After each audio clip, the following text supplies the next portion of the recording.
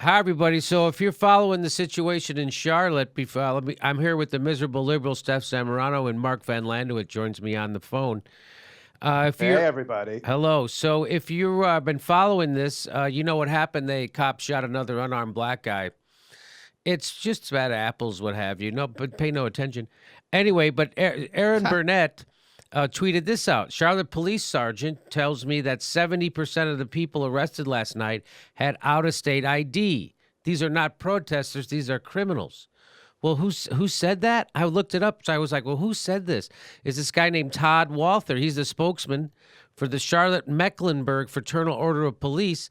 And on Thursday, he told CNN that most of those arrested were not even from North Carolina. So these aren't the piece. So here we go. And he called them instigators that are coming in from the outside. He says if you go back and look at the arrests that were made last night, I can say about 70% of those had out-of-state RD. Here's the interview. Let's listen to what he said during the interview. This is that guy. Here he is.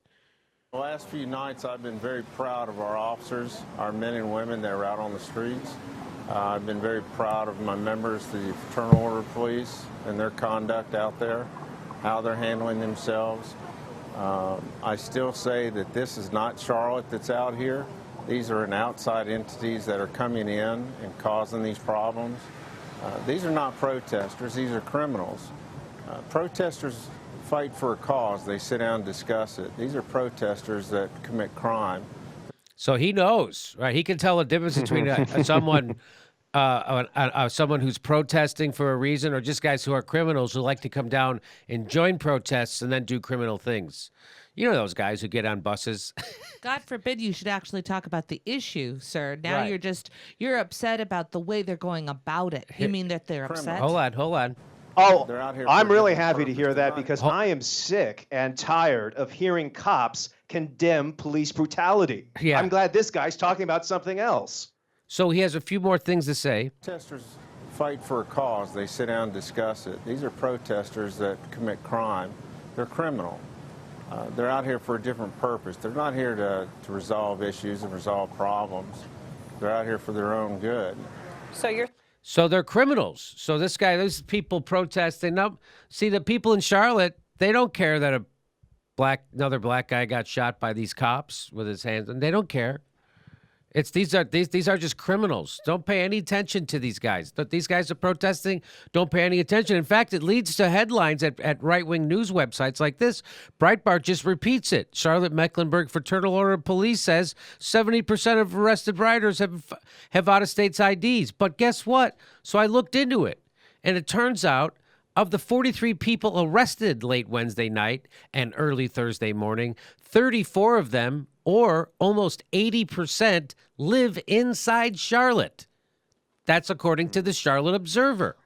In fact, most of the others live elsewhere in North Carolina, including Albemarle, Gastonia, and Greensboro. In fact, those arrested during the protests, most were local and most were without criminal records. So it turns out that cop totally making stuff up and lying, just calling citizens of his own city criminals without, well, first of all, then it led to this from the Charlotte Observer. It says Charlotte Police Union official acknowledges, I didn't quote facts on out-of-state protesters. Oh, somebody fact-checked them over at the Charlotte Observer. And I'm, okay, turns out I was making, because you could get that past Aaron Burnett. In fact, she'll just tweet it out. In fact, she'll just repeat what you say without checking, and she'll even tweet it out. So that's CNN. And if they weren't there, you wouldn't need me here, right? So that's why we love CNN. Jimmy, I don't know who to believe. I don't know to believe facts or a guy who's saying that he Or a cop. Yeah. Or a cop who's trying to represent the people who killed that guy. But he. Well, Steph, it sounds like this cop is trying to plant evidence in a TV interview. That's exactly what it sounds like. But he acknowledged Friday that his statement was nothing more than speculation. He said, quote, I didn't quote facts, Todd Walther, spokesman for the Charlotte-Mecklenburg Fraternal Order of Police, told the Observer on Friday. It's speculation. That's all it was. Oh, but you didn't say that, though. Isn't that funny that you didn't say it was speculation when you said it? You're speaking as a person of authority in the know, and you quote a stat that turns out you didn't say, I'm just pulling this out of my ass, Aaron, when I say that 70% of those people out here aren't protesters. They're just criminals here for their own reasons. So ignore people raising concerns about our policing. That's really what he was saying. So the protesters were out there on the streets acting like cops?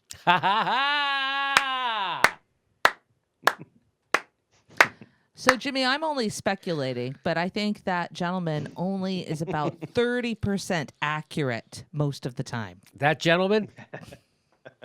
Not even close, because there was almost no one from out of state. Turns out almost everybody was from in-state, and 79% of those were from in Charlotte itself. So... And I just want to say that ultimately the people in Carolina have been respecting the rules of their society and haven't been protesting. Yes. Right. And I think they've been pretty good about it up until 2016. I agree with you 100,000% on that one. So there you go. I have a solution to all of this. If you're going to be silly enough to be black in the Carolinas, put a Confederate flag on your car, and you'll never be racially profiled. If you're going to be black in the Carolinas, well, so there you go. So whenever you see it, by the way, earlier in the week, the police chief had said that the guy had a gun. And then the next day he said, I looked at the videotape and you can't tell for certain if he had a gun. So he was certain the day before. So whenever you hear a cop talking about when the police shoot someone, by the way, they like to call it a police officer involved shooting. Mm-hmm. Like there was a shooting happening and the cop walked into it. Mm-hmm. There's a shooting going on. I got involved in the shooting. That you would never would you say, I don't know, maybe they do. Do they say a police officer involved fist fight?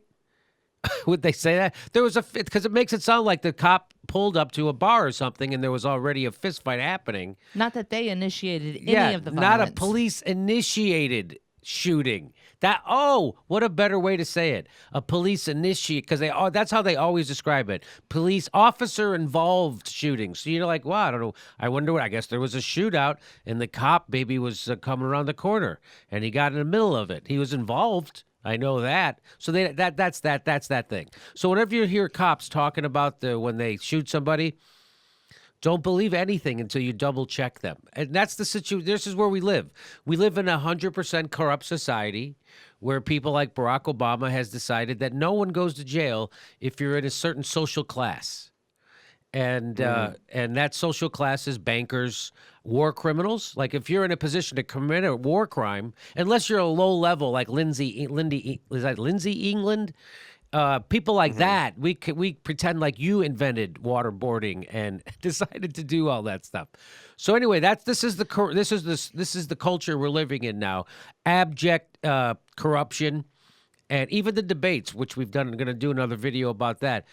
You can't even get your politicians to debate, honestly, because they're all corrupt, the debate system. Steph, you wanted to say? Yeah, I just wanted to say that I was watching the news and how there's the controversy that they just lifted the curfew.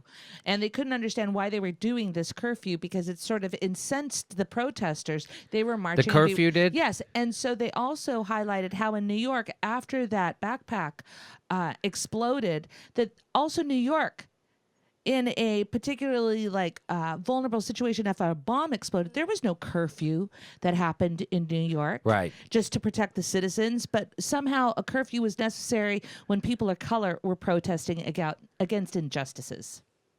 Interesting. Very interesting. Very interesting indeed. Okay. I want to go back to the class issue because with this incarceration racket that police culture is involved in, they turn our fellow citizens into profit margins for private prison industries. And the local municipalities, through the incarceration industry, they're extracting wealth from the working class because they don't want to proportionally tax wealthy people. This is correct. So they have the cops going out and picking up people. And that breeds a systematic type of corruption. We need a brand new police force to arrest the old police force.